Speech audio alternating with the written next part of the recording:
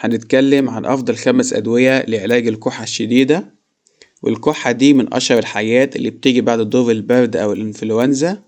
الدواء الأول معانا هو شراب أوبليكس لعلاج الكحة مع وجود البلغم. الدواء التاني شراب ألتراسولف مذيب وطارد للبلغم. الدواء التالت شراب كفصيد لعلاج الكحة الجافة. الدواء الرابع شراب نوتوسيل لعلاج الكحة الجافة. الدواء الأخير مايكوسول شراب مذيب للبلغم. الجرعات بالتفصيل لكل دواء على قناة اليوتيوب.